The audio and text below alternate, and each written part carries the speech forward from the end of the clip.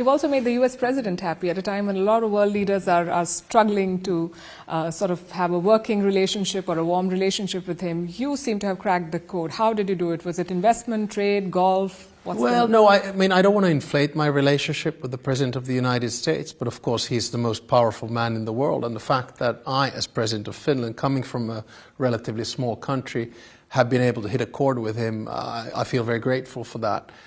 It probably all started from golf. Lindsey Graham, senator, got us together in Florida, and I used to play golf quite seriously when I was young, so serious that I wanted to become professional, but then I kind of quit for 35 years. And I was the first foreign leader with whom he played golf, and we hit it off quite well.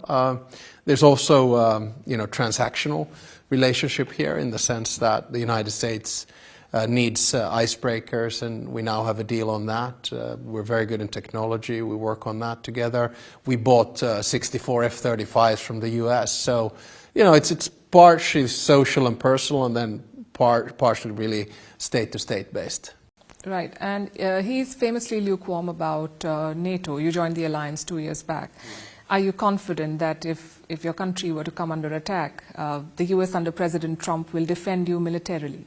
Definitely. I mean, from all the signs that I've heard from the Trump administration, including the President himself, there's a very strong commitment to the alliance. It's been there, actually, since its foundation over 75 years ago. And Finland, of course, has one of the largest militaries in Europe, together with Turkey, Ukraine, and Poland. And that means that we're also taking care of the backyard of the United States up here in the Arctic. And defense cooperation between Finland and the United States, not only inside the alliance, but bilaterally, is closer than ever before. So I don't have any doubts about the American commitment to Article 5 in the alliance. Interesting you say that, because the US President's words do not always reflect that. And are you worried that your country might come under attack? A lot of European leaders have said that President Putin will not stop at Ukraine. No, we're not worried. There's no imminent military threat coming from Russia to us for many different reasons. One of them is the size of our military. The second one is that we're part of the alliance. And the third one is that we have a very close partnership with the United States. And as far as American commitment to NATO is concerned, remember that a year and a half ago we were struggling of having defense expenditure at 2% of GDP. Because of Trump and because of the external threat coming from Russia, we're now moving up to 5%. So that shows, I think, close commitment. Finland is a security provider, not a security consumer. We have a long relationship with Russia. Russia knows that we didn't join NATO because we want to be against someone. We joined NATO because we wanted to protect ourselves. Do you think that this decision was rushed? That it should have been debated? No, not at all. I think it should have happened 30 years ago. I was in a distinct minority who said that we should have joined 1995 at the same time when we joined the European Union. But at the time there was this sort of innate belief that we had witnessed the moment of end of history, when all 200 nation states in the world would revert to some kind of a combination of liberal democracy, social market economy and globalization, and this idea that interdependence would bring us together.